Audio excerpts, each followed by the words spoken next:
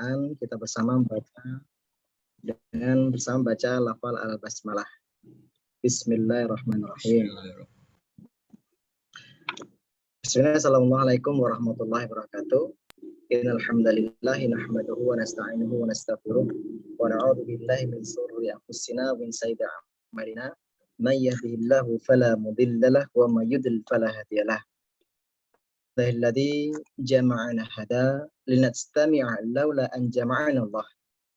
Alhamdulilladzi hadana li hada wa ma kunna linahtadiya laula an hadana Allah. Allahumma shalli wa sallim wa barik ala sayyidina wa maulana wa habibina Muhammad sallallahu alaihi wasallam wa ala alihi wa sahbihi ajma'in. Yang saya hormati Dr.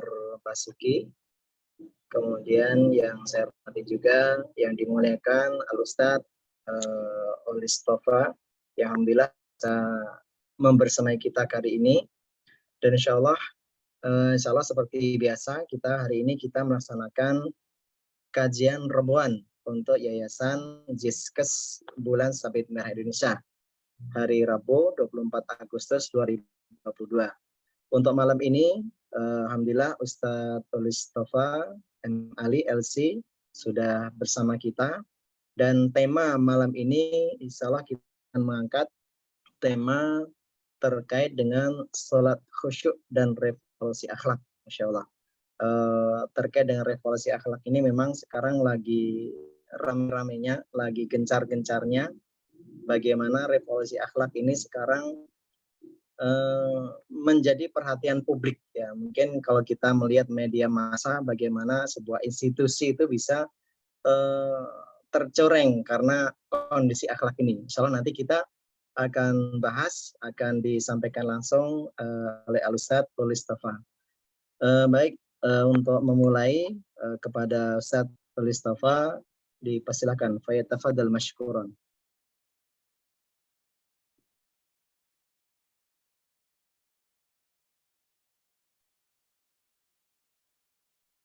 Tes, sudah terdengar? Bagus, Ustaz. Insyaallah. Bismillahirrahmanirrahim. Assalamualaikum warahmatullahi wabarakatuh. Assalamualaikum warahmatullahi wabarakatuh. Alhamdulillah.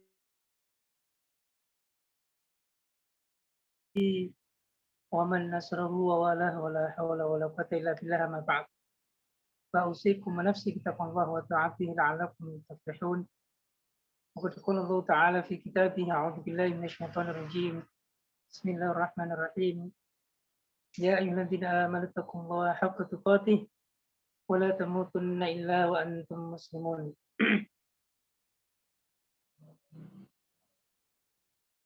إن الصلاة تنهى عن الفحشاء والمنكر ولذكر الله أكبر. أول ما يحاسب عليه العبد يوم القيامة الصلاة إذا صلحت صلح سائر عمله وإذا فسدت فسد سائر عمله. صدق الله العظيم وصدق النبي والرسول الكريم ونحن على ذلك من الشاهدين والشاكرين والحمد لله رب العالمين. سبحانك لا علم لنا إلا ما علمتنا إنك أنت العليم الحكيم. ربي زدنا علما وارزقنا فهما وعملا صالحا متقبلا وجسما سحيما وجسما طيبا واسعا مباركا. اللهم حبب إلينا الإيمان وزينه في قلوبنا وكره إلينا الكفر والفسوق والعصيان واجعلنا من الراشدين. رب اجعلنا مقيم الصلاة ومن ذريته ربنا وتقبل دعاء. Amin amin ya rabbal alamin. Hadirin hadirat, kaum muslimin, kaum muslimat, keluarga besar PSNI Jakarta Islamic Hospital Rumah Sakit Al-Fauzan yang saya hormati, wabil khusus Dr. Basuki Matan Allah bidulli hayati wa jurudi wa jihadi, Dr. Prita dan semua rekan-rekan sekalian yang tidak saya sebutkan satu persatu, namun tidak mengurangi rasa ta'zim saya. Ya. Alhamdulillah, Rabu malam ya, malam Kamis, pertemuan kedua kita bermuajah, berjumpa online ya. Rabu malam Kamis pekan lalu itu 17-an ya. Kita semuanya menunjukkan kecintaan kita kepada tanah air, kepada bangsa kita, membersamai bangsa kita merayakan dirgahayunya yang ke-77 ya. Ini menjadi spirit kita semuanya, tema yang menarik ya, pulih lebih cepat, bangkit lebih kuat ya. Ini semoga menjadi renungan bersama penguasa dan rakyat kita semuanya yang muslim, mengisi kemerdekaan yang ke-77 ini dengan terus mensyukuri nikmat Allah Subhanahu wa taala ya. Nikmat kemerdekaan. Tak terasa 77 tahun ya. Di sini ada nggak yang usianya 77 tahun? Yang kepala 7 kayaknya belum ada nih. Dr. Basuki kayaknya belum 70 ya. Kita masih jauh, Ustaz. 30-an Insya Allah. Iya. Ya. Ini terus kita bersyukur ya. Lain syakartum lazidanakum wa in kafartum min adzabin syadid ya. Kita bersyukur agar Allah memberikan nikmat pada kita semuanya, nikmat yang lain ya. Sekarang ini kita berhajat pada pertolongan Allah Subhanahu wa taala. Karena banyak negara-negara terdampak pandemi sampai bangkrut ya, sampai kolaps, resesi ya. Gara-gara pandemi ini lagi diperparah dengan perang Rusia dan Ukraina ya, yang tidak berkesudahan. Ini dampaknya luar biasa. Kelangkaan pangan ya sudah diperingatkan. Jadi tahun depan itu krisis pangan lebih dahsyat lagi ya, karena Ukraina dan Rusia itu penghasil pangan juga ya, yang mereka ekspor ya, negara-negara lain impor dari mereka ya. Jadi produk-produk tanaman mereka, pangan mereka itu terkendala di keluar ya, gara-gara perang tersebut ya. Nah, kita bersyukur. Nah, tema yang menarik sebenarnya pulih lebih cepat, bangkit lebih kuat ya. Tentu itu bukan sekedar tagline dan jargon, tetapi sebagai muslim, baik penguasa ataupun rakyatnya, kita menjadikan sarana untuk muhasabatun nafs ya. Karena usianya sudah 77 tahun ya.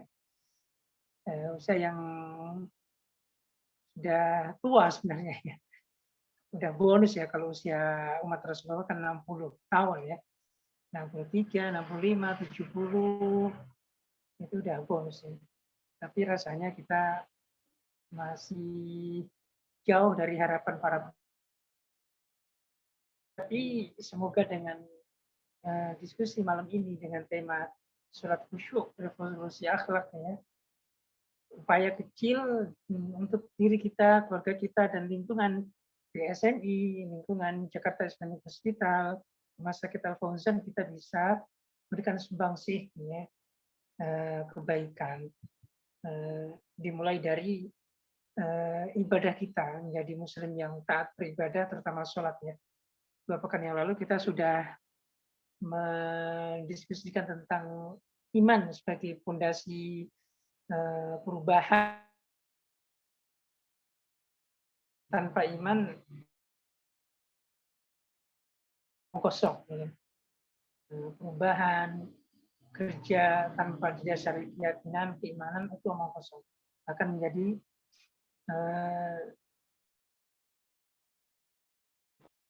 eh, baik individu ataupun institusi ya, terutama individu tanpa keimanan itu akan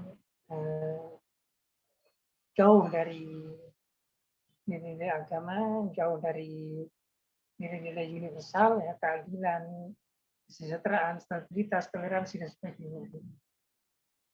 Hari-hari ini kita masih diramaikan dengan pemberitaan pembunuhan di lingkungan Polri ya, yang dengan sadisnya.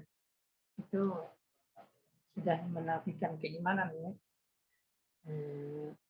Padahal mulutnya berbusa-busa menjadi garda terdepan dalam perubahan, dalam moralitas dan sebagainya. Nah, pada pertemuan kali ini yang mungkin Bang Dimas bisa bantu untuk menampilkan slide-nya ya. Sholat khusyuk revolusi akhlak ya. Itu kita mulai mereview dari hal yang mendasar ya. Next ya.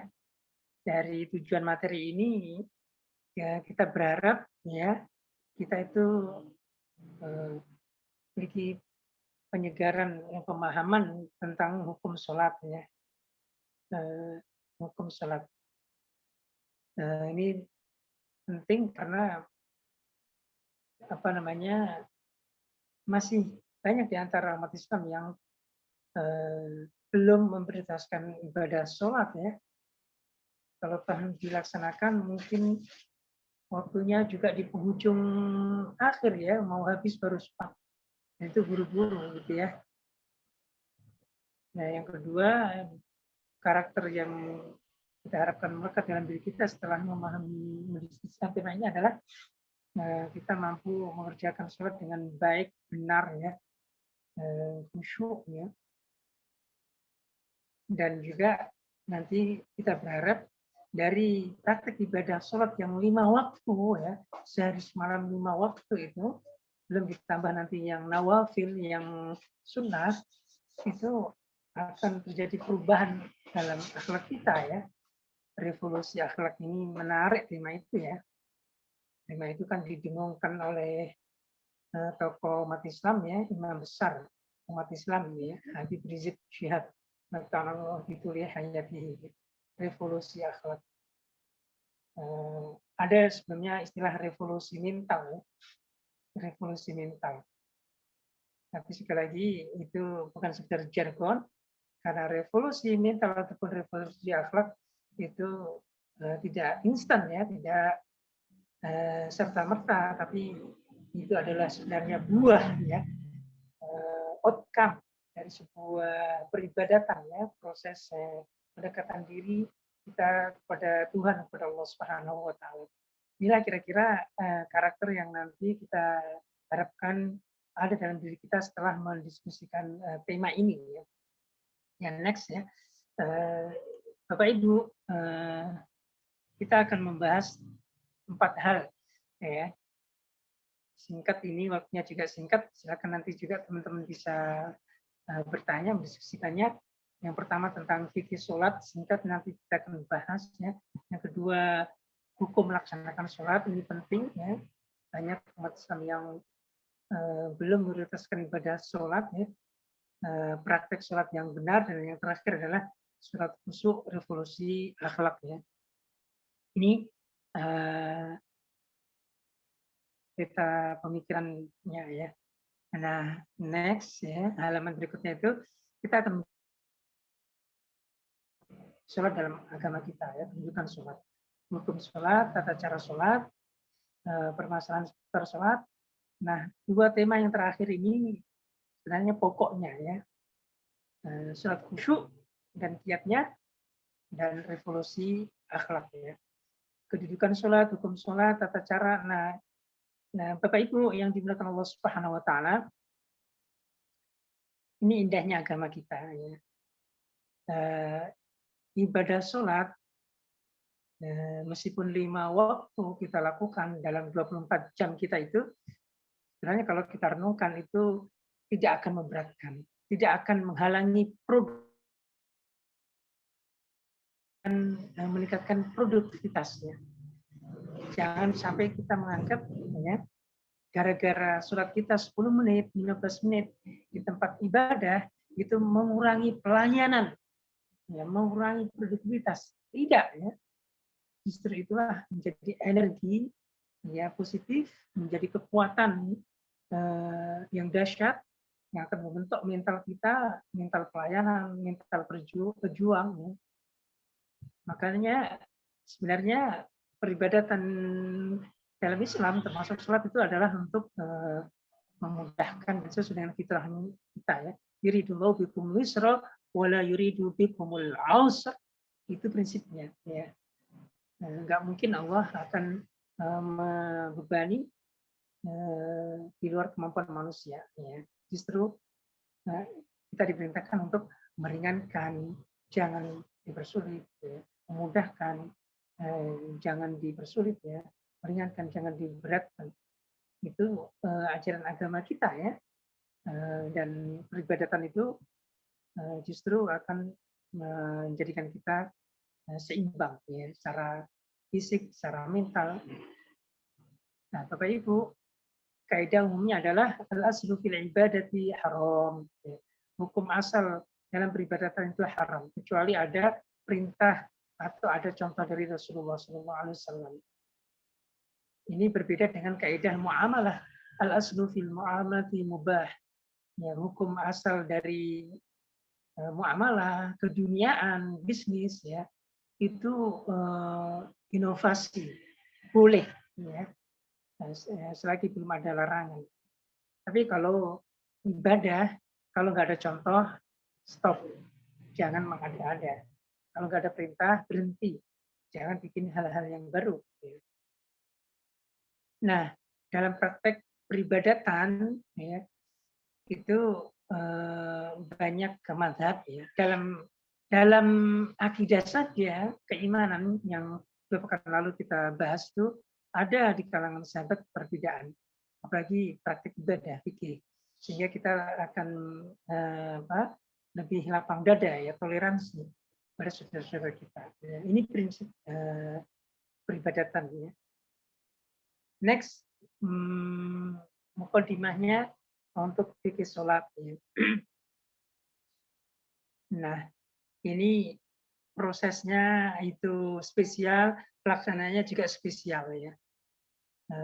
Proses perintahnya itu melalui Isra dan Mi'raj, ya. Kalau perintah-perintah yang lain, Allah memerintahkan malaikat Jibril untuk turun ke dunia, memerintahkan syariat atau melarang syariat, itu kan perintah dan larangan. Tapi kalau perintah sholat ini spesial, ya, Rasulullah langsung dipanggil ke Sidratul Muntaha berjumpa dengan Allah Subhanahu wa taala, ya.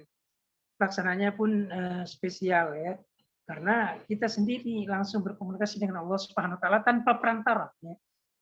As-salatu mi'rajul muslim. Bahwa ibadah sholat itu merupakan sarana komunikasi kita naik, ya, mi'raj, ya, baik pemikiran kita, hati kita, visi kita, ya, itu bermunajat kepada Allah Subhanahu wa taala langsung.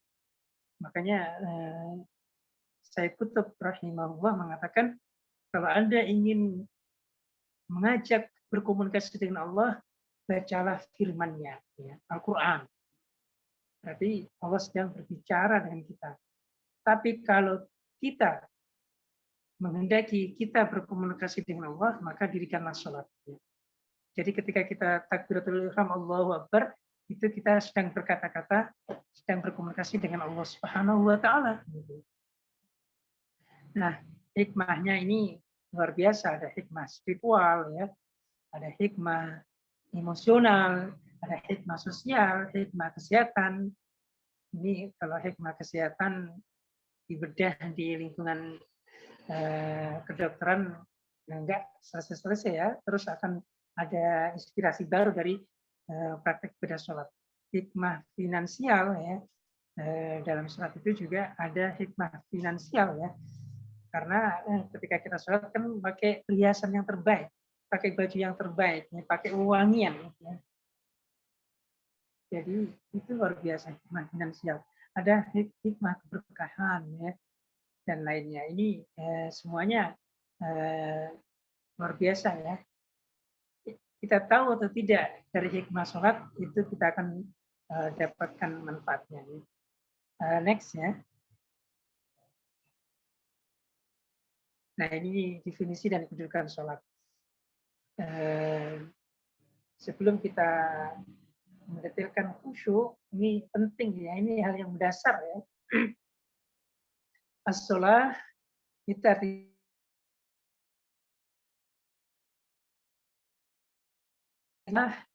lughatan iya doa. Makanya ketika kita sholat itu dominan ya, lafal yang kita baca itu semuanya adalah doa, hampir semuanya. Alhamdulillahirabbil alamin itu doa. Sebaik-baik doa itu alhamdulillah, ucapan alhamdulillah. Sebaik-baik zikir la ilaha illallah. Jadi itu doa ya. Semua itu adalah doa ya. Nah, secara istilah doa sholat itu adalah beribadah kepada Allah SWT melalui perkataan dan perbuatan tertentu ya. Dengan dimulai takbiratul ihram Allahu Akbar dan diakhiri dengan Assalamualaikum warahmatullahi wabarakatuh. Assalamualaikum. Itu definisi seperti itu. Dan itu tauqifi ya, itu diajarkan langsung oleh malaikat Jibril kepada Rasulullah. Ya. Rasulullah mengajarkan praktek ibadah sholat itu seperti itu. Nanti kita akan lihat ya. Nah, kedudukan sholat. Nah, ini rekan-rekan sekalian, ya, kita ingin clear ini ya. Kedudukan sholat. Sholat adalah rukun Islam yang kedua setelah syahadat, setelah keimanan ya. Jadi tadi nggak bisa ditawar lagi ya. Rukun adalah sesuatu yang harus ada penopangnya. Kalau rukun ini roboh, berarti bangunan keislaman kita hancur. Ya. Harus ada. Sholat merupakan sebaik-baik amal, ya, sebaik-baik amal itu sholat. Ya. Bahkan jelas disampaikan bahwa amal yang nanti pertama kali akan hisab dari seorang hamba adalah sholat. Bukan hajinya berapa kali, bukan infaknya berapa miliar, bukan puasanya, tetapi sholatnya. Dan kalau sholat kita itu dihisab, baik, ini luar biasa.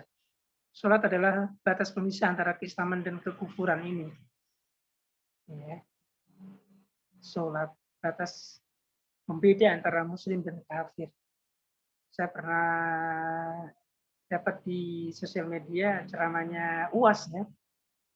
Dia tidak akan menyelati orang yang tidak sholat. Gitu. Perintah Allah yang rukun, yang menjadi tiang agama nggak dijalanin, berani menentang Allah, berani menentang Rasulullah, tidak menjalankan perintahnya, apalagi kepada manusia biasa. Jadi nggak perlu disolatkan. Itu pendapat beliau ya, kafir ya, orang yang tidak melaksanakan sholat, terutama ketika dia meyakini itu tidak wajib ya. Tapi kalau dia tidak sholat karena malas, itu ada pembahasan fikih lainnya, nanti bisa kita diskusikan ya Bapak Ibu. Sholat adalah tiang agama ya tadi. As-sholatu imaduddin, faman aqamaha faqad aqamaddin. Sholat adalah tiangnya agama, penopangnya agama. Siapa yang mendirikan sholat berarti dia menegakkan agama. Siapa yang meninggalkan sholat dia merobohkan agama. Nah, fenomena sekarang ini ya itu banyak di kalangan umat Islam yang dengar azan itu enggak tergerakkan untuk meninggalkan aktivitas memenuhi panggilan Allah SWT. Asik ngobrol di kafe, kerja segala macam. Termasuk fenomena anak-anak ya, pemuda, remaja, anak sekolah ya. Nah ini tugas kita orang tua ya. Ketika sudah balik itu harus diyakinkan, ini penting ya. Bahkan ajari anak Anda sholat ketika umurnya 7 tahun, gitu ya. Bahkan dari kecil lah kita ajak ke masjid. Kalau umur 10 tahun masih tidak sholat, gebuk anak kita itu. Ini pembiasaan. Ya. Ini metode pendidikan Rasulullah, menegaskan kedisiplinan dalam keluarga dalam pendidikan sholat. Ya. Dan tentu pukulnya adalah pukul yang ta'dib, yang memberikan pengajaran, ya, bukan penyiksaan. Ya. Nah, ini Allah Ta'ala kewajiban setiap muslim berdasarkan Al-Quran, hadis Nabi, dan juga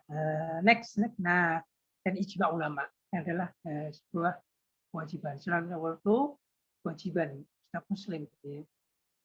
Al-Quran, aqimis sholata wa atu zakah, aqimus sholat wa atu zakah warka'u ma'ar raki'in.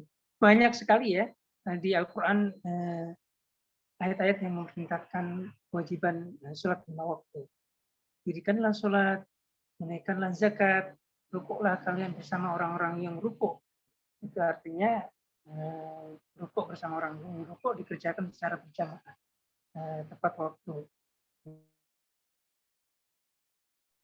Bapak-bapaknya di masjid, ibu-ibunya di rumah, berjamaah juga. Warka'u ma'ar raki'in, rukuklah kalian bersama orang-orang yang rukuk. Ya. Sholatlah berjamaah bersama orang yang sholat berjamaah. Surat Al-Baqarah ayat 63. Ya.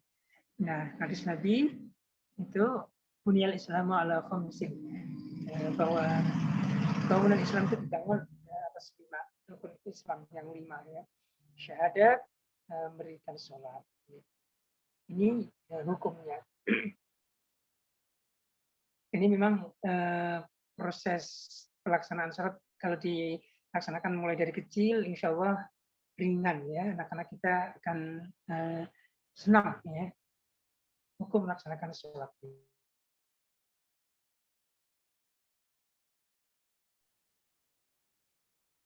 Keutamaan sholat next ya, layarnya as-sholatu nurun ya. As-sholatu nurun. Sholat itu adalah cahaya. Ya. Sholat itu adalah cahaya. Makanya kalau kita lihat orang-orang yang senantiasa sholat, sujud, ya, itu mukanya ceria ya.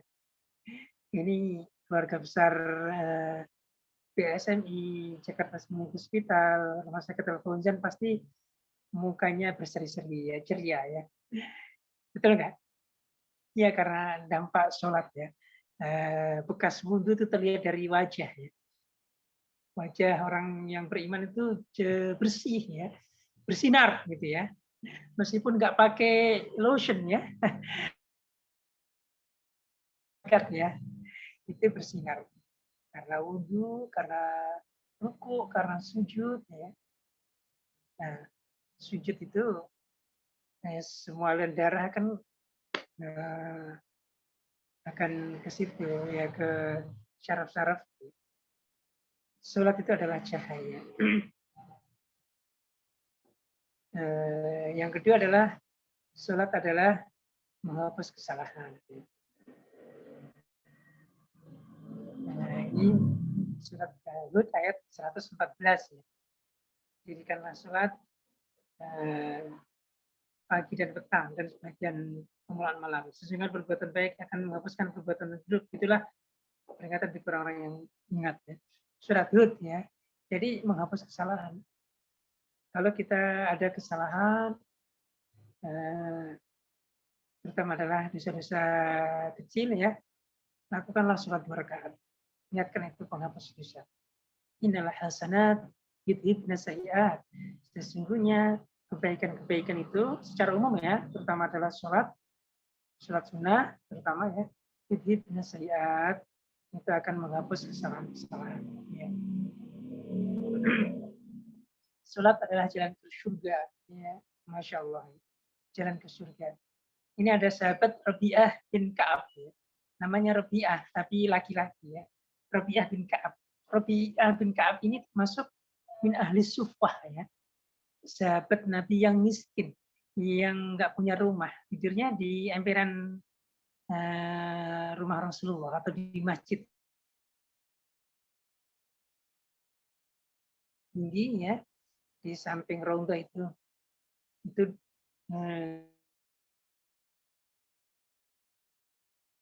sahabat Nabi yang nggak punya rumah, mereka tinggalnya di situ. Nah, Rabi'ah bin Ka'ab ini termasuk min ahli suffah. Nah, beliau itu apa?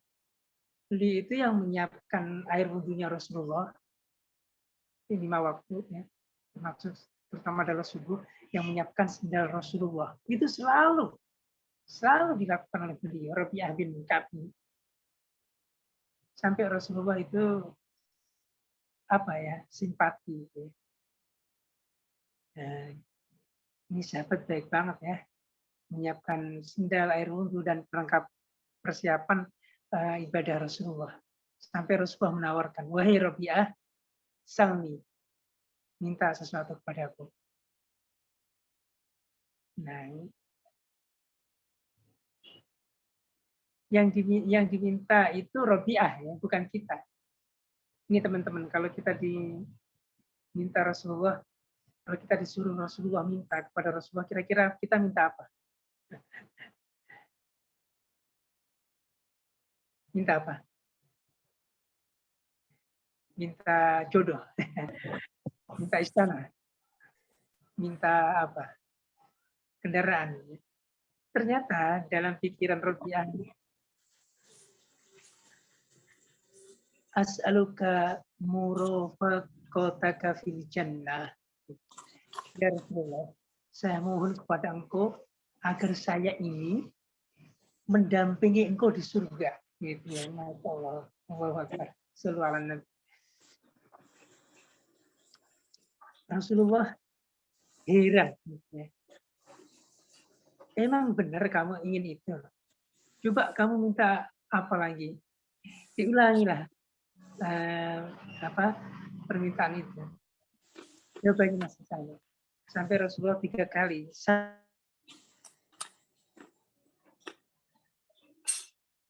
Mendampingi engkau ya Rasulullah di surga. Jadi mantep gitu ya. Mantep gitu ya, permintaannya itu mantep. Masya Allah, tabarakallah ya. Nggak bimbang lagi gitu. Apa kata Rasulullah? Kalau memang demikian, a'inni ala dzalika bi kasratis sujud wa Rabi'ah. Bantu aku ya agar kamu nanti itu berdampingan saya di surga. Bantu aku dengan apa? Berbanyak sujud. Artinya banyak sholat. Masya Allah. Sholat mengantarkan ke surga ya. Nah ini sudah mulai detik tuh kita. Sholat mengantarkan ke surga. Sholat yang bagaimana mengantarkan ke surga?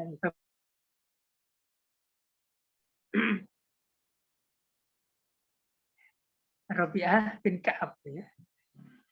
Ini luar biasa ya. Semoga kita bisa mencontoh Rabi'ah ya, bin Ka'ab. Dan ini bisa berlaku untuk kita semuanya ya. Perbanyak, bantulah aku dengan kamu itu banyak sujud kepada Allah Subhanahu wa Ta'ala. Hadis riwayat Imam Muslim. Nah, tata cara sholatnya next ya. Bapak Ibu ini silakan nanti dibaca aja. Ini fikihnya, referensinya sudah banyak. Nanti Bapak Ibu baca aja. Intinya adalah sallu kama ra'aitumuni usolli. Hadis ini hadis riwayat Imam Bukhari dan Imam Muslim. Setelah kalian, sebagaimana kalian melihat aku sholat. Nah ini pentingnya kita membaca lagi tata cara sholat Nabi. Ya. Baca lagi. Karena ini adalah ibadah penting, yang pastikan sholat kita itu seperti sholatnya Nabi. Ya. Sholatnya Rabi'ah, sholatnya para sahabat ya.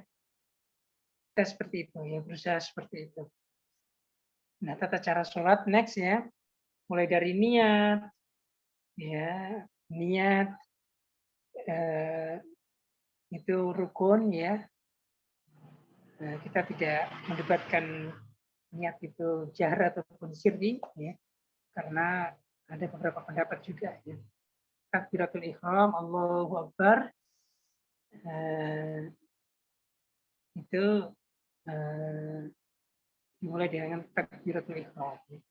Terus doa iftitah ya, bacaan doa iftitah itu macam-macam, ada inni wajjahtu wajhiya, ada qul inna sholati wa nusuki, ada Allahumma ba'id baini wa baina, dan seterusnya ya. Itu banyak pilihan, itu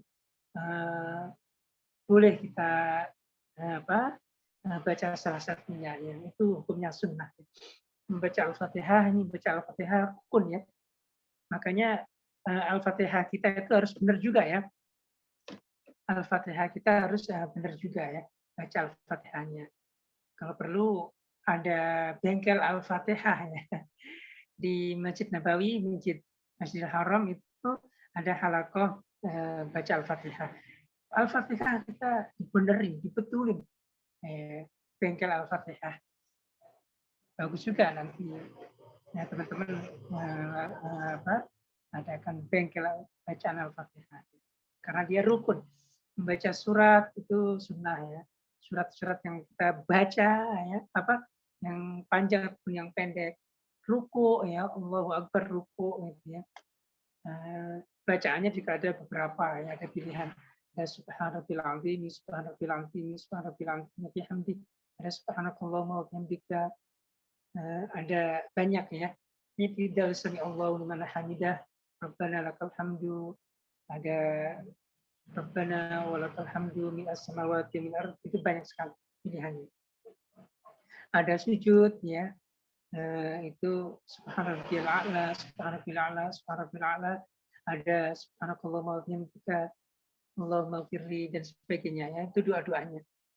Duduk antara dua sujud ya, duduk iftirash ya, ada sujud dan seterusnya ya. Itu silakan nanti dibaca ya. Ada bangun meneruskan rakaat, ya, rakaat kedua dan seterusnya, tasyahud awal ya, next ya, ada tasyahud akhir, dan yang ke-14 itu adalah salam. Itulah secara umumnya, sallu kama ra'aitumuni usolli ya, sholatlah kalian sebagaimana kalian melihat aku sholat. Ini penting, silakan nanti teman-teman baca ya. Prakteknya boleh ya, nanti sesama karyawan ya, sama pegawai itu melihat sholat kita, ada yang salah dibetulkan. Oh, bacaannya ada yang belum benar, dibetulkan ya. Tidak ada yang sempurna, kita saling membetulkan ya. Di rumah terutama. Nanti di action plan itu ada, nanti kita bisa praktekkan ya. Nah, next itu ada permasalahan seputar sholatnya. Ada banyak sekali nih, ini semuanya adalah terkait dengan fikih yang ada banyak pendapat. Nanti silakan dibaca. Nah, ini penting juga akan menopang khusyuk ya, agar kita khusyuk, pandangan kita itu ke tempat sujud ya, bukan menoleh ke kanan ke kiri, apalagi ke atas ya. Dulu orang-orang sholatnya dungak ke atas gitu ya. Akhirnya ada penegasan dari Rasulullah ya. Kalau sholat jangan dungak, nanti kepala kalian diganti dengan kepala himar. Gitu. Kalau sholat itu menunduk, gitu ya. Mata kita, pandangan kita menuju ke tempat sujud ya. Kalau kita nggak bisa berdiri, bisa duduk, bisa berbaring ya. Membaca basmalah dalam surat Al-Fatihah itu juga ada pada pendapat ya. Membaca surat Al-Fatihah itu juga ada banyak pendapat ya. Ada jalan tengahnya juga gitu ya. Bagaimana kita mendapatkan satu rakaat dalam sholat ya. Jika kita datang sholat, imam sudah ruku, kita itu bagaimana? Gitu ya. Kalau kita masih ketemu rukunya imam, berarti kita ketemu satu rakaat. Gitu ya. Tapi kalau imam sudah i'tidal, sami Allahu liman hamidah, kita terlambat masuk. Ya. Posisi ruku seperti apa? Tumakninah. Nah, ini tenang dan khusyuk, ini penting. Ya, bagian dari yang menopang khusyuk itu tumakninah. Ya. Tumakninah itu apa? Tenang. Ya. eh, penting, ya. Tenang, rukuknya, itidalnya, sujudnya, ya. Tumakninah. Doa kunut subuh, ya, posisi sujud dan seterusnya. Next, ya. Nah, surat khusyuk. Nah, ini terakhir ya, surat khusyuk. Bahwa orang yang khusyuk sholat itu akan dapat jaminan surga Firdaus ya Bapak Ibu ya. Surga Firdaus. Qad aflahal mu'minun alladzina hum fi sholatihim khashi'un ya. Alladzina hum fi sholatihim khashi'un. Ulaika mereka itulah orang-orang yang akan mendapatkan balasan dari surga Firdaus ya. Orang khashi'un, sholatnya khusyuk ya. Awalu syai'in yurfa'u min hadhil ummah al-khusyuk hatta la tura fiha khashi'an. Ini hadis Imam At-Tabrani ya. Perkara yang pertama kali diangkat dari umat ini adalah khusyuk. Sampai tak terlihat orang yang khusyuk dalam salatnya.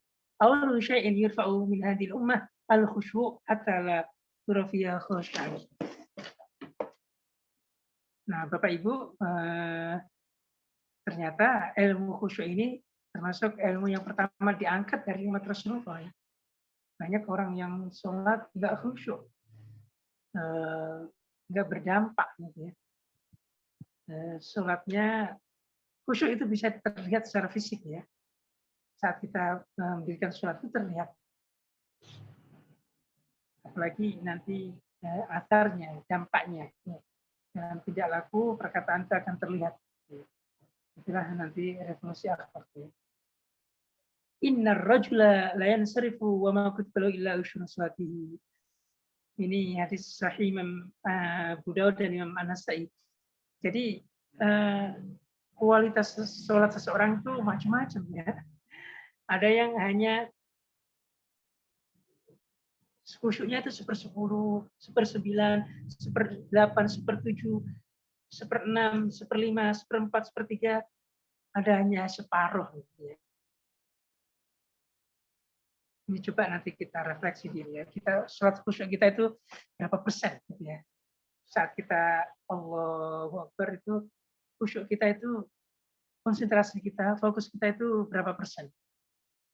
Di awal-awal kita bisa khusyuk ya. Mempertahankan khusyuk itu perjuangan ya. Karena banyak lintasan, banyak gangguan, banyak was-was ya. Makanya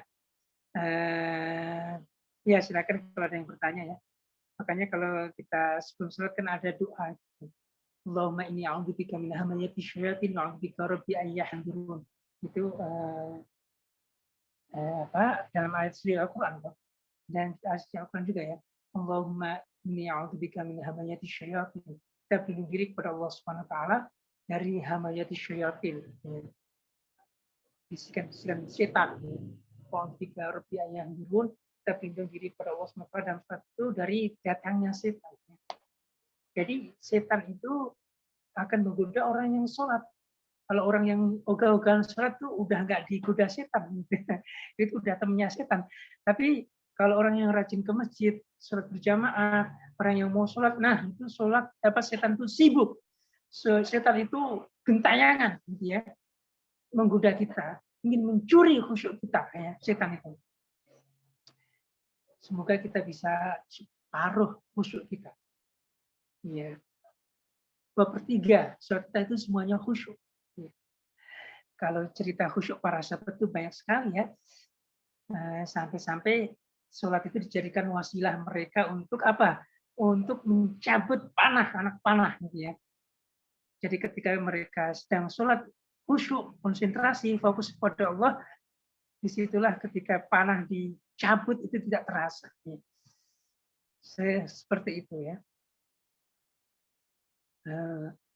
Banyak sahabat yang sedang ada di paret ya, sedang bertugas ya, sedang sholat kena anak panah nggak terasa sampai tersungkur berdarah-darah. Kok kamu nggak ngasih tahu saya gitu ya? Kalau kamu terluka, ya karena dia ternyata khusyuk menikmati sholatnya ya, masya Allah. Sholat khusyuk ya, ini ada 2 kiatnya ya. Ini memang butuh perjuangan, ada kuah al-muqtadha ya. ini memang agar kita bisa khusyuk, persiapan sholat itu juga harus kita siapkan. Ya. Persiapan sholat. Jadi upayakan kita itu datang ke tempat ibadah sebelum azan, sebelum qomat, ya, agar kita secara fisik itu udah siap, gitu ya. Tapi kalau nah itu secara fisik kita apa namanya akan terganggu, gitu ya.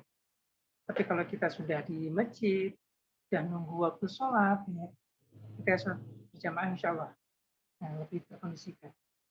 Nah, ketika kita sudah sholat itu tuh makninah, ya. Anteng, jangan garuk-garuk, jangan nolah-nolah, gitu ya. Nah, tartil membaca surat, mentadaburi ayat. Allahu Akbar. Alhamdulillahi Rabbil Alamin. Sambil kita tadaburi artinya, itu akan membantu khusyuk. Ar-Rahmanur Rahim, Maliki Yaumiddin. Makanya bacaan sholat itu kalau upayakan kita paham, gitu ya. Tadabur bacaan-bacaan sholat. Ya. Tapi ketika sujud, ya, ketika sujud itu adalah waktu, kondisi, keadaan yang kita sangat dekat dengan Allah SWT. Ya. Kata Rasulullah, waktu dan posisi terdekat seorang hamba dengan Tuhannya adalah ketika sujud. Maka mintalah kepada Allah SWT apapun yang menjadi hajat Anda. Lama-lama dalam sujud. Ya. Gitu. Nah, hilangkan sesuatu yang akan menghilangkan khusyuk, ya. Tergesa-gesa, ya, banyak gerak, tidak fokus, tidak tadabbur, ya. Nah, nanti kita akan diskusikan, ya. Kiat khusyuk. Surat khusyuk revolusi akhlak. Nah, next ya terakhir. Inna sholata tanha 'anil fahsya'i wal munkar, surat Al-Ankabut ayat 45. Ini sudah menjadi aksiomatik, ya, rumus dari Allah Subhanahu wa taala bahwa sholat yang khusyuk itu pasti akan menjaga pelakunya dari perbuatan fahsya. Fahsya itu apa? Zina, perselingkuhan. Ya. Hati-hati, ini di masa pandemi, ya, di banyak lah di dimensi moral, ya.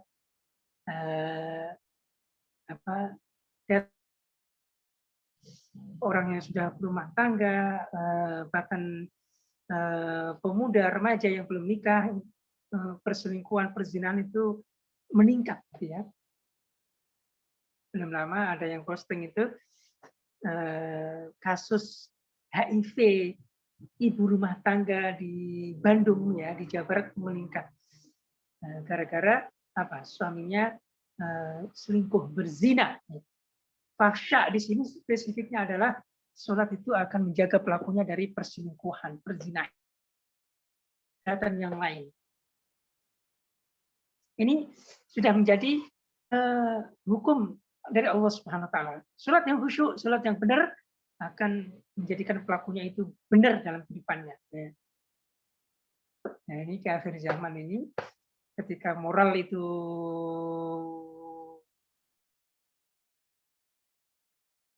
digadekan, inna sholata la tanfa'u illa man ata'a Allah. Inna sholata la tanfa'u illa man ata'aha. Sholat tidaklah bermanfaat kecuali jika sholat tersebut membuat seseorang menjadi lebih taat. Jadi kalau sholat itu tidak menjadikan seseorang lebih taat, nggak ada gunanya sholat. Bukan berarti ya nggak usah sholat lah, kan nggak ada manfaat, nggak begitu, gitu ya. Lakukan sholat dengan khusyuk, dengan yang terbaik, kita akan menikmati ketaatan itu. Ya. Kita akan rindu melakukan ketaatan. Man sholatan lam tanhahu 'anil fahsya'i munkar lam yajid bima biha minallahi illa bu'dan. Orang yang sholat Tapi ternyata sholat itu tidak menjadikan dia, ya, tidak mencegah dia dari perilaku selingkuh dan mungkar. Itu sholatnya tidak ada manfaatnya. Hanya akan menjadikan dia jauh dari Allah Subhanahu wa taala. Na'udzubillah ya. Berarti memang sholatnya hanya formalitas agar dilihat oleh atasannya, agar dilihat oleh sahibnya, agar dilihat oleh istrinya, pasangannya, agar dilihat oleh anaknya. Gitu ya. Wah, anak saya rajin sholat, masa saya nggak sholat? Na'udzubillah. Nah, sebenarnya dalam sholat itu ada 3 hal. Ada ikhlas, ya, ada khusyah, ada zikir. 3 hal inilah yang kita akan mendapatkan dalam sholat itu. Ya, dalam sholat itu ada unsur keikhlasan, gitu ya. Bayangkan saat kita sibuk-sibuk sholat zuhur, gitu ya, apa capek-capeknya, ada perintah sholat 4 rakaat lagi. Ya. Ada sibuk-sibuknya sore asar ya, mungkin kita sedang capek ataupun kita dalam perjalanan. Ya. Maghrib, gitu ya. Isya, ya, kita sudah capek, ya, sholatnya 4 rakaat. Subuh kita harus bangun. Ada keikhlasan, ini kekuatan dahsyat ya. Sholat itu akan membiasakan ikhlas. Yang kedua adalah khusyah, takut pada Allah Subhanahu wa taala. Bayangkan kita Allahu Akbar, Allah Maha Besar. Yang kita agungkan hanya Allah Subhanahu wa taala. Ada khusyah di situ. Yang lainnya kecil, yang lainnya tak berdaya. Ada zikir ya. Dari ayat Al-Qur'an yang kita baca, dari doa-doa itu adalah semuanya zikir ya. Nah, itu semuanya akan berpengaruh pada diri kita ya. Ikhlas akan berpengaruh, khusyuk berpengaruh, dan zikir juga akan berpengaruh pada kita. Next, kesimpulannya Bapak Ibu ya, sudah banyak pertanyaan tadi. Kesimpulannya next slide-nya ya. Ibadah salat adalah rukun Islam yang harus dilaksanakan setiap muslim yang sudah balik ya, berakal. Haram meninggalkan sholat 5 waktu, alasannya apapun ya. Utamaan sholat 5 waktu berjamaah. Ya. Ini kan banyak spanduk ya, yang ditempel di pesan mural di masjid ya. Sholatlah di masjid. Jangan sampai pertama kali sholat di masjid, tapi posisinya di depan imam gitu ya. Selama ini nggak pernah ke masjid, tahu-tahu dibawa ke masjid ya, karena sudah wafat diisolati di depan imam.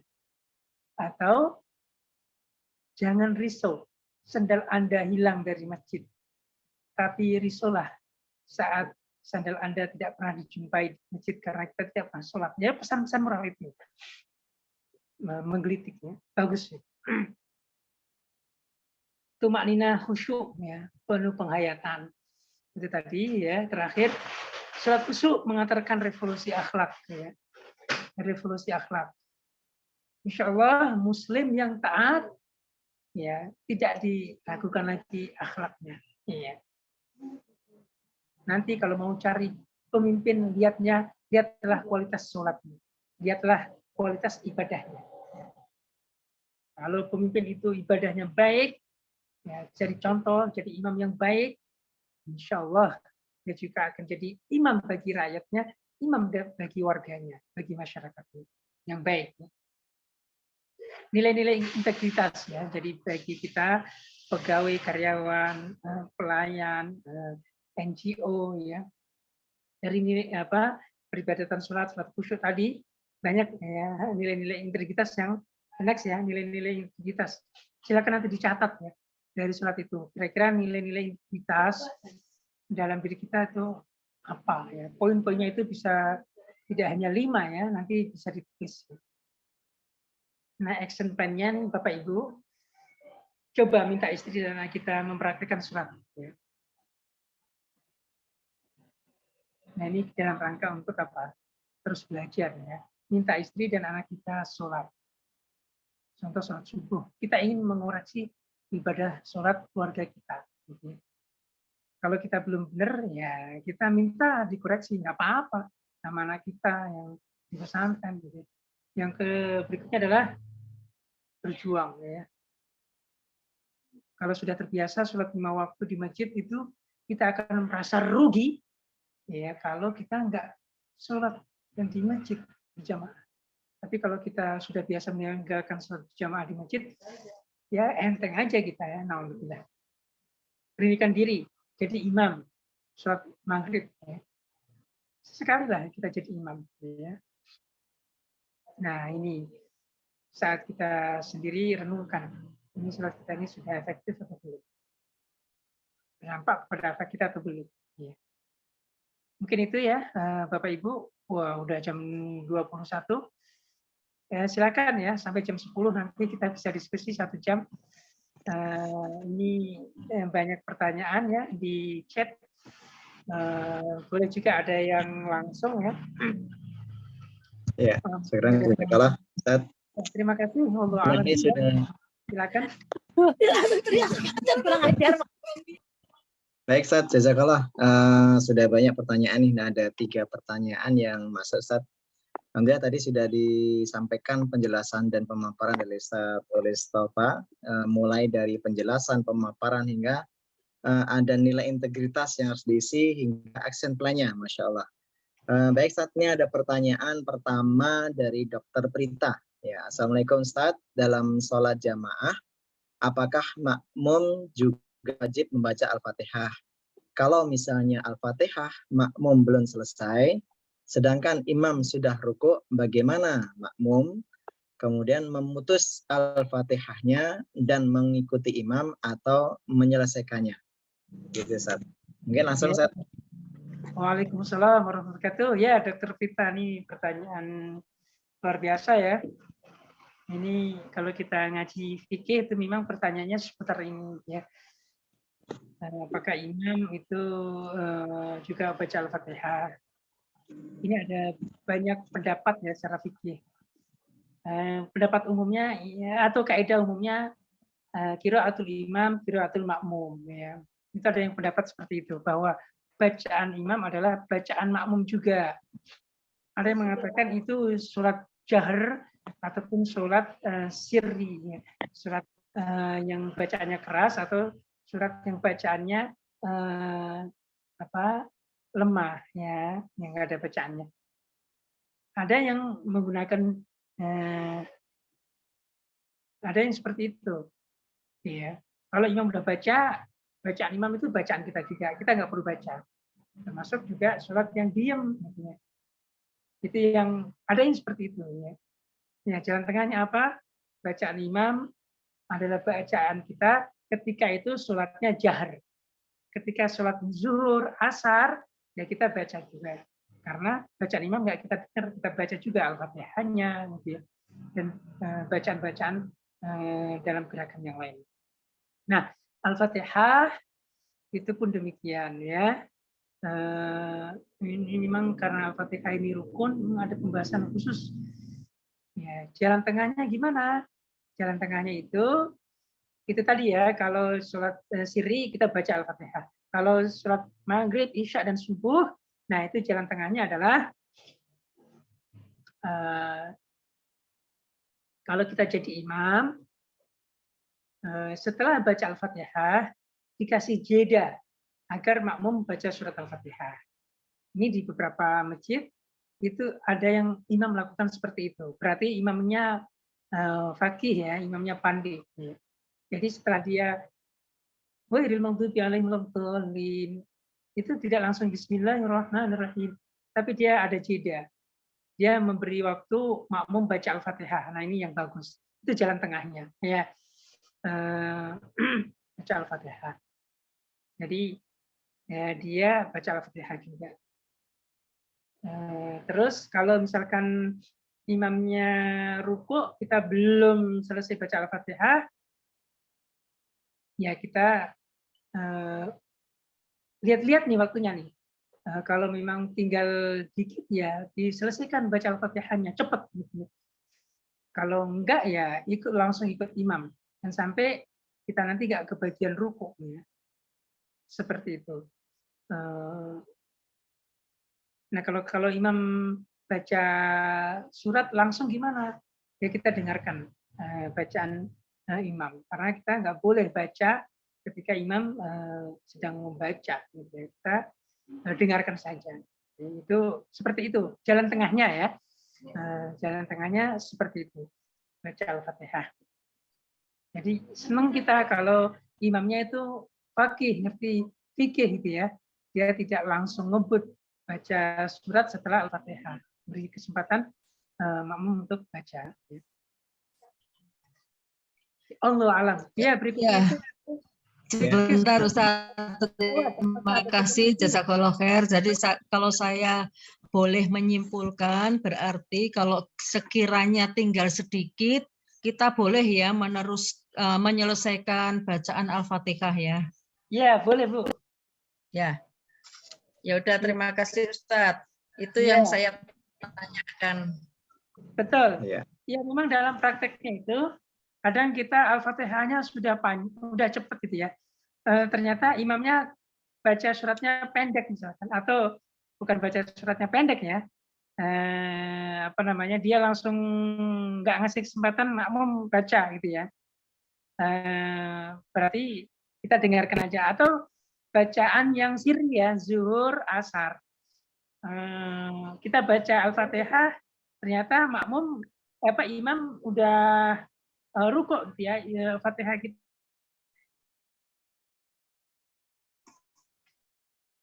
dalam praktiknya di kondisional ya, kita memposisikan diri ya. Insya Allah kita bisa mengikuti ya dalam surat itu. Oke ya, Bu Brita, Dr. Brita ya, semoga terjawab. Ya, alhamdulillah. Jazakallah khair. Untuk pasien, untuk kebersihan ya. Ya, semoga terjawab ya, Dr. Brita. Pertanyaan kedua dari ya. Dan juga kiblatnya. Nah, ini sebenarnya itu tadi dalam kelima tadi kan kita sampaikan lah. La yukallifullahu nafsan illa wus'aha, inna dina yusrun. Agama ini mudah. Syariat Islam itu mudah, tidak memberatkan ya. Dari awal itu sudah saya sampaikan, artinya dalam kondisi tertentu itu bisa kita lakukan ya. Memang ini tugas keluarga ataupun perawat untuk membersihkan, jangan sampai ada najis ya. Jangan sampai ada najis. Bisa tayamum, bisa pakai tisu ya, bisa pakai kalau masih bisa jalan, bisa pakai air gitu ya. Sebisa mungkin ya, meminimalisir najis-najis itu. Arah kiblatnya tentu tetap ke arah kiblat ya, bisa dengan berbaring, duduk ya, apalagi bisa berdiri, tetap dengan arah kiblat ya. Jadi kalau nggak bisa berdiri, duduk sholatnya. Kalau nggak bisa duduk, berbaring ya. Kalau nggak bisa berbaring, dengan isyarat yang luar biasa ya. Tayamum ya. Yang penting kita berusaha melakukan ibadah, sucinya kita usahakan ya. Demikian ya. Ada pertanyaan lanjutan tuh Ustaz dari Dr. Bas terkait dengan apakah pasien yang dirawat ya nggak bahasa Arab boleh ya. Kalau bahasa Indonesia dalam hati ya. Jadi tadi di divisi sholat secara syariat itu adalah tindakan, perkataan yang tertentu yang diawali dengan takbir, diakhiri dengan salam, yaitu semuanya adalah pakai bahasa Arab. Kalau kita boleh berdoa pakai bahasa kita, tapi dalam hati. Tapi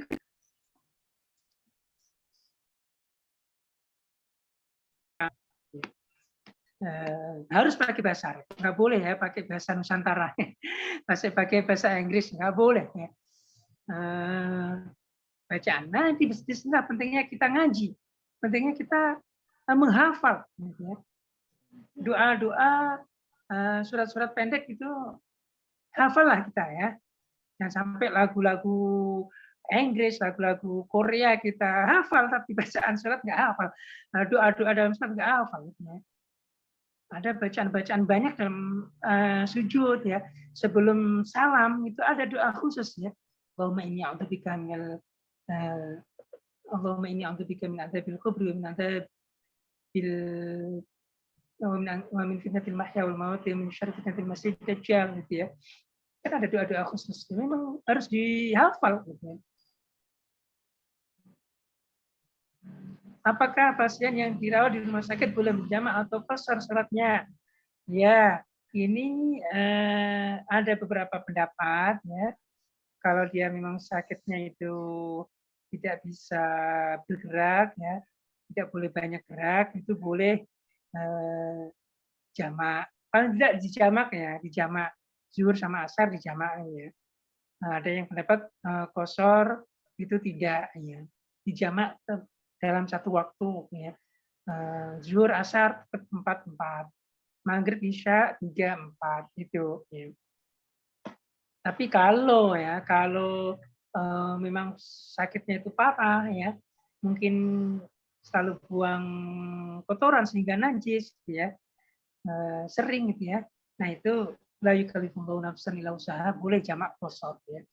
Ya intinya adalah Allah akan melihat kesungguhan kita ya. Perjuangan hambanya untuk beribadah. Ya, tidak la yukallifullahu nafsan illa usaha, tidak membebani di luar kemampuan hambanya ya. Wallahu a'lam. Ya. Kalau sudah besar, bukan kategori anak, nggak mau sholat atau susah banget disuruh sholat atau suka nunda sholatnya, bisa kita pukul juga nggak? Iya, jadi bahasa hadis Rasulullah adalah alimu auladakum bisurati wa huwa sab'in min umri. Ajari anak-anak Anda, biasakan anak-anak Anda sholat itu di usianya 7 tahun. Biasakan. Ya, biasakan.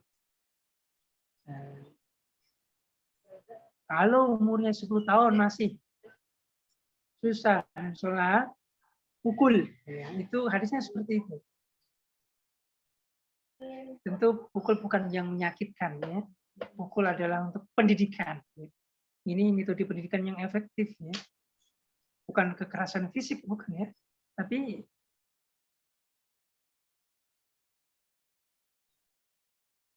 dan pendidikan yang efektif karena ada tahapannya itu tadi. Bahkan kalau kita biasakan anak kita sholat itu dari kecil ya. Dari kecil lah sejak dia bisa jalan, bisa berdiri ya. Kita ajak ke tempat ibadah, ke masjid. Nah, itu udah jadi terbiasa. Ya, dipukul ya. Hadisnya memang seperti itu.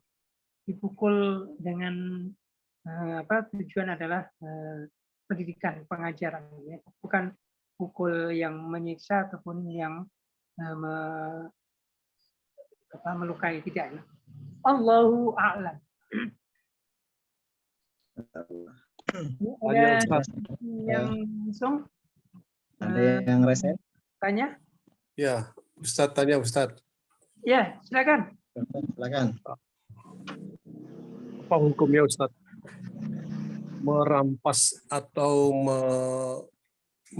atau mencuri haknya jamaah ketika menjadi seorang imam. Contohnya tadi sudah disebutkan oleh pertanyaan Dr. Prita.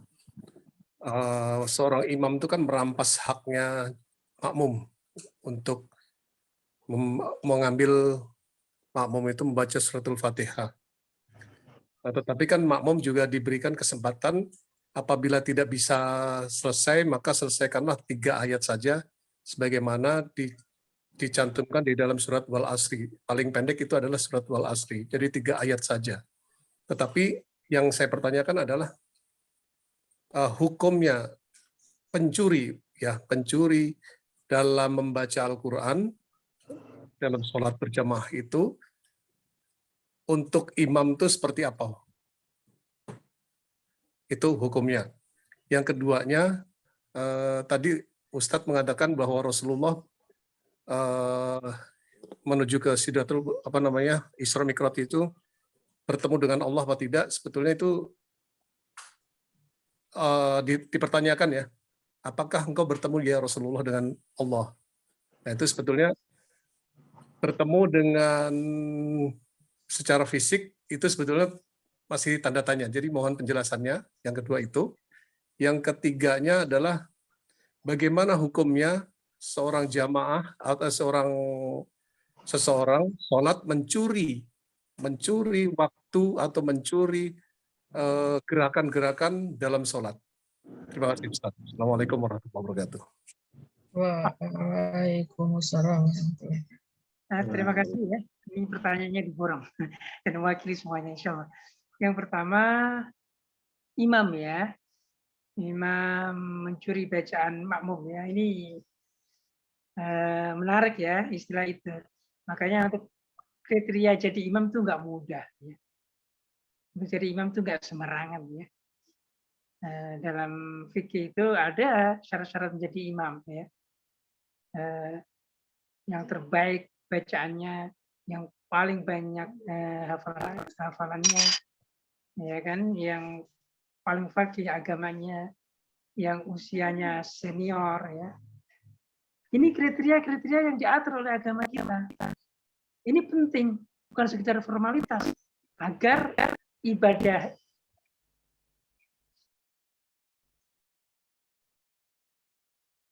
kalau saya sebagai imam dan saya baca jahar maghrib isya subuh, saya akan ngasih kesempatan makmum baca Al-Fatihah.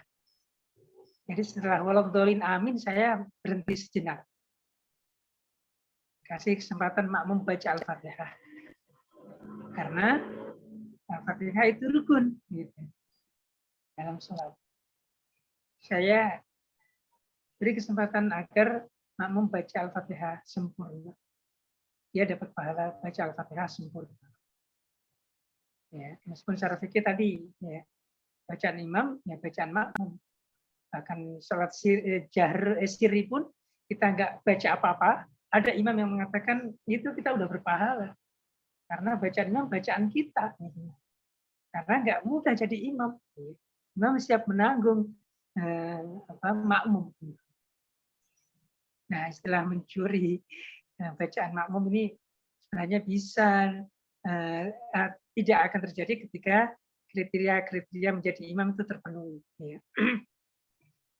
Masalahnya di masjid kampung kita kan orang berlomba-lomba atau berebut jadi imam gitu. Padahal bacaannya belum benar, Al-Fatihahnya belum benar. Atau di situ di kampung itu belum banyak orang yang pandai gitu ya. Akhirnya orang yang apa adanya salah ya. Panjang pendeknya nggak benar, naudzubillah ya. Ini tugas kita semuanya. Tugas kita semuanya untuk talabul ilmi terus untuk saling mengingatkan. Jadi imam itu ada kriterianya. Bahkan di masjid-masjid yang besar, imam itu ada imam rawatib. Imam khusus, terutama yang hafizul Quran. Di Timur Tengah itu muazin khusus, ya. Imam khusus, nggak boleh nyelonong gitu.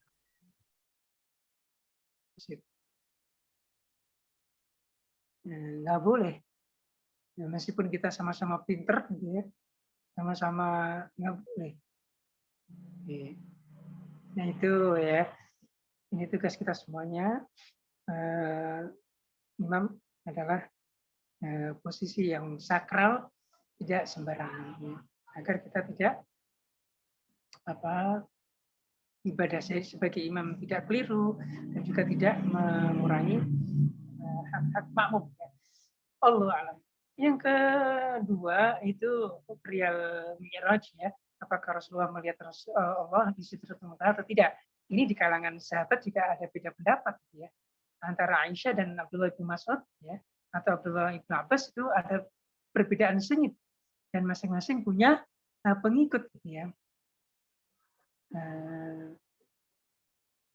Di satu sisi ada yang mengatakan Rasulullah tidak melihat Allah secara langsung. Sahabat yang lain mengatakan Rasulullah melihat Allah langsung. Dari para sahabat sendiri sudah ada beda pendapat. Dan keduanya tidak